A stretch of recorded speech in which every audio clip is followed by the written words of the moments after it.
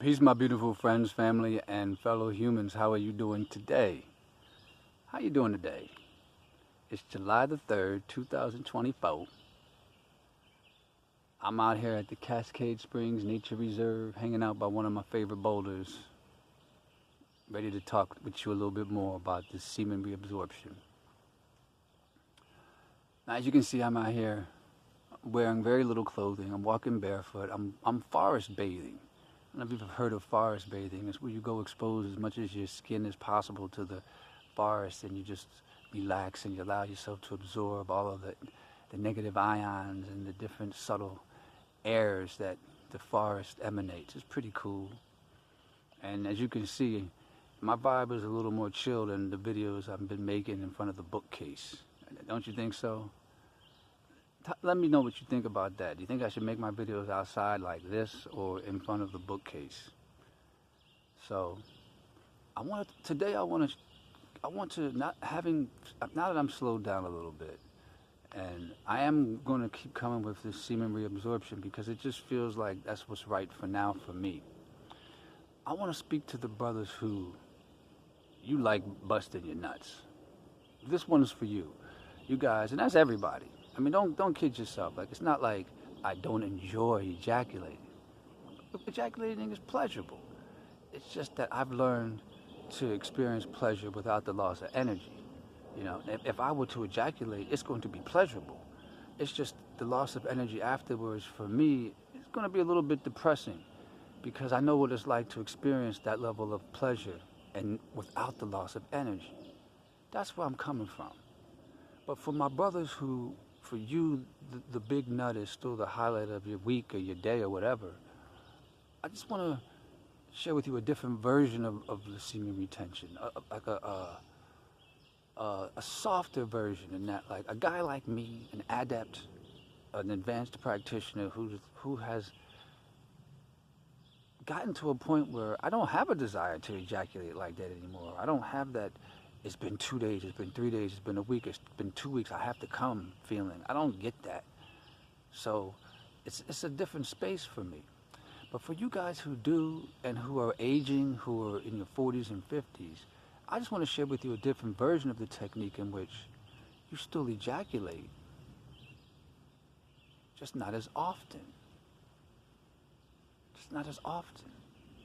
Imagine, like, say my brothers who you notice your penis isn't getting as stiff as it used to get, or your orgasms aren't really as explosive and satisfying as they have been, right? But you like to have sex every day, and maybe your white woman does too. Maybe you guys are high sexual energy. What if you were just to make love every day, but then ejaculate every other day, or every third day? Your orgasm would be much more powerful. You would release much more fluid. You're still getting to make love every day. It's just you're conserving your energy. Or another example could be, maybe you're not so robotic with it. You're not so,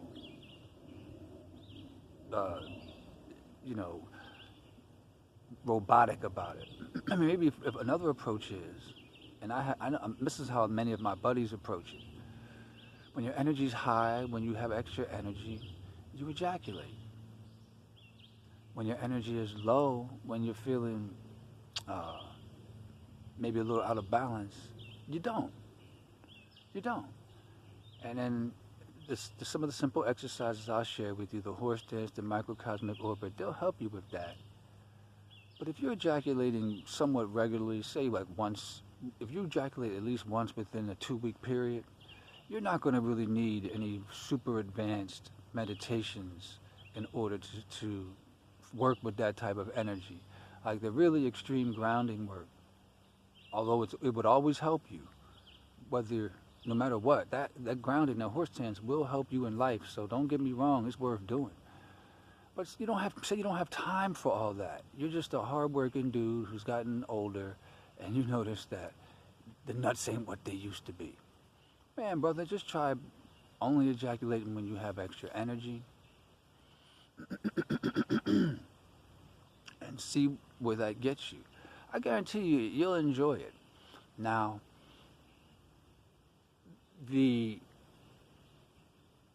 where the horse dance in the microcosmic orbit will help you is if you have really, really intense sexual energy that really tends to get stuck in your sexual center. When you just back off of the lovemaking, you're going to maybe feel uncomfortable, okay? So in that sense, you're going to want to learn that horse dance or the microcosmic orbit, which I'm going to make new videos about those in these next few days, like softer versions. And I'm going to actually take you through the microcosmic orbit meditation.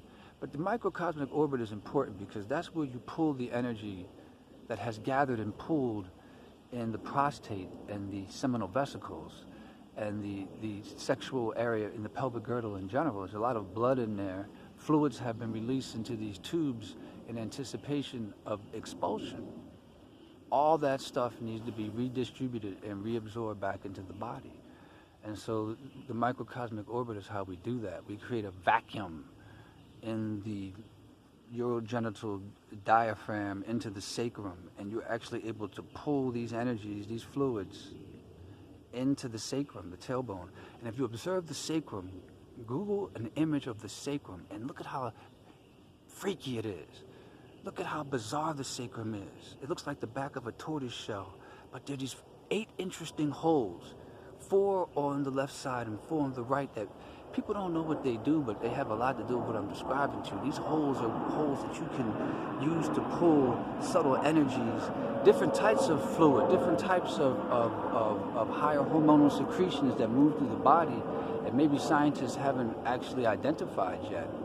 You know, that you can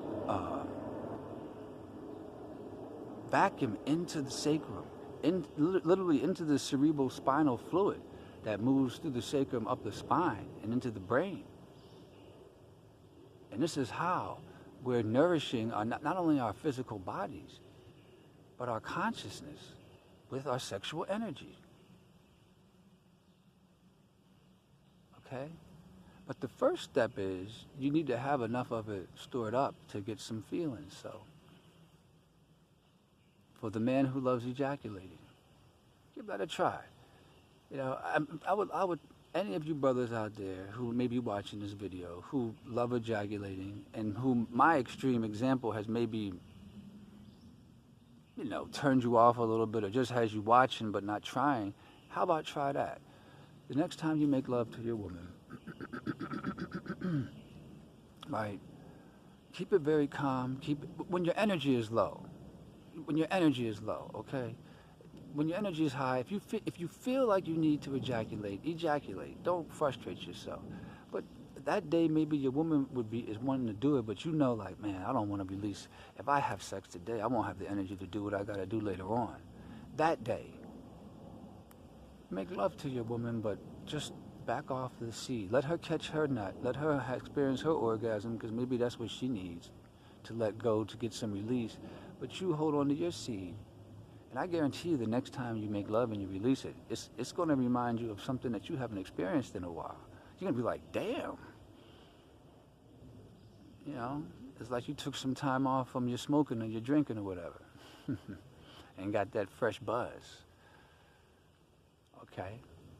So that's enough for today. That's all I got for you. I'm going to come in the next day or two with a softer version of the horse stance, something to ease you into it so that it doesn't stress your knees. I know a lot of you tried it and your knees are hurting. You're like, damn.